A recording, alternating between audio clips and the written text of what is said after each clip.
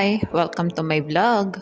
Ang video ko for today ay comparison ng Pediasure versus Promil Gold na parehas na pang 1 to 3 years old. Kas nga po pala ito ng isa sa mga viewer ko. Maraming salamat po sa pagtitiwala sa akin para ma-review ang mga gatas na ito. Katulad nga ng dati ay magbabase ako sa nutrition facts at ang gagamitin ko na measurement ay yung per 100 grams of powder. Okay, simulan na natin. Sa dietary fiber, lactose, and tofucosilactose, lamang ang promil. Samantalang lamang naman ang Pediasure sa energy, protein, carbohydrates, fat, linoleic acid, at linolenic acid. Ngunit walang naka-indicate dito na lactose and tofucosilactose. Sa phospholipids, sphingomyelin, arachidonic acid, and DHA lamang ang promil. Ngunit walang naka-indicate sa nutrition facts nito na cholesterols and sugars. Samantalang lamang naman ng Pediasure sa cholesterol at sugars. Ngunit wala ito phospholipids, sphingomyelin, and arachidonic acid. Lamang ang promil sa first category.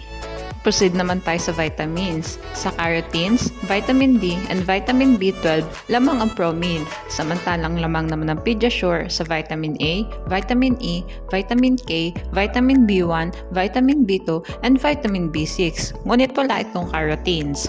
Sa niacin, biotin, and vitamin C lamang ang promil. Samantalang lamang naman ng Pediasure sa folic acid and pantothenic acid.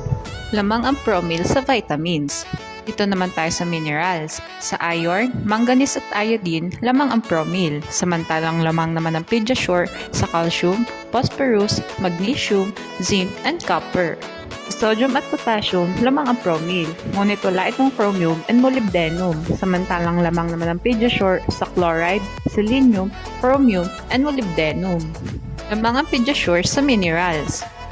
Sa other nutrients naman tayo, ang promil aminonucleotides, choline, taurine, inositol, and lutein. Samantalang ang Pediasure ay may choline, taurine, carnitine, inositol, and arginine. Tayo ang dalawang gatas sa other nutrients.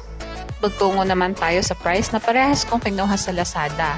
Paalala guys, pwede mag-iba ang presyo ng dalawang gatas na ito depende kung saan store nyo sila titingnan. Sa parehas nga 2.4 kg na bigat ng dalawang gatas na ito ay makikita natin mas mahal ang Pediasure ng 57 pesos compare sa Promil. Bale, ito nga ang summary ng vlog ko today. Sa first category and vitamins, lamang ang Promil. Ngunit lamang naman ang Pediasure sa minerals at tayo naman ng dalawang gatas sa other nutrients at mas affordable ang Promil. Mahalagang paalala, pumili ng gatas na hiyang sa bata. Breast milk is the best milk for babies. Okay, hanggang dito na lang po ang vlog ko. Sana ay nagustuhan nyo. Thanks for watching. Please like and subscribe for more videos.